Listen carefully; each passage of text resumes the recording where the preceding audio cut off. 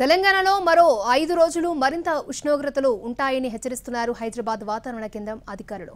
ఉత్తర తెలంగాణ జిల్లాలకు IMD yellow alert ని జారీ చేసింది. అయితే ఉత్తర భారతదేశంలోని కొన్ని రాష్ట్రాల్లో వర్షాలు తెలంగాణపై ప్రభావం చూపుతాయని చెప్తున్నారు అధికారులు. ఈ నెల 6-7 తేదీల్లో తెలంగాణలో వర్షాలు పడే అవకాశం ఉందంటున్న హైదరాబాద్ వాతావరణ కేంద్రం అధికారిని శ్రావణితో మా ప్రతినిధి నిఖిల్ ఫేస్ టు ఫేస్.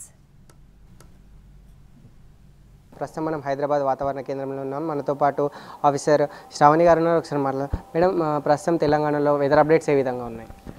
ప్రస్తుతం చూసుకున్నట్లయితే రాష్ట్రం మొత్తం మీదుగా వచ్చే 5 రోజులు కూడా పొడి వాతావరణం ఏర్పడే అవకాశం ఉంది. ఉష్ణోగ్రతల విషయం చూసుకున్నట్లయితే అత్యధికంగా మనకి నిజామాబాద్, నల్గొండ మరియు మెదక్ జిల్లాల్లోని 40 కంటే పైన ఉష్ణోగ్రతలు నమోదవడం జరిగింది. అలాగే వచ్చే 5 రోజుల్లో కూడా ఉత్తర తెలంగాణ జిల్లాల్లోని కొద్దిగా సాధారణం కంటే 2-3 డిగ్రీలు అధికంగా నమోదే అవకాశం అయితే కనిపిస్తుంది.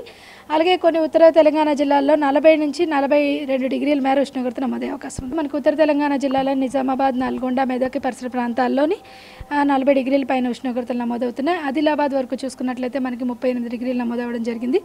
అలాగే మనకి హైదరాబాద్ పరిసర ప్రాంతాల్లో చూసుకున్నట్లయితే 38 డిగ్రీల నుంచి 39 డిగ్రీల మేర ఉష్ణోగ్రత నమోదవుతుంది. వచ్చే 5 రోజులు కూడా ఇదే విధంగా ఉండే అవకాశం అయితే ఉంది. ప్రస్తుతానికైతే వడగాల్పులు వీచే అవకాశం అయితే తక్కువగా కనిపిస్తుంది.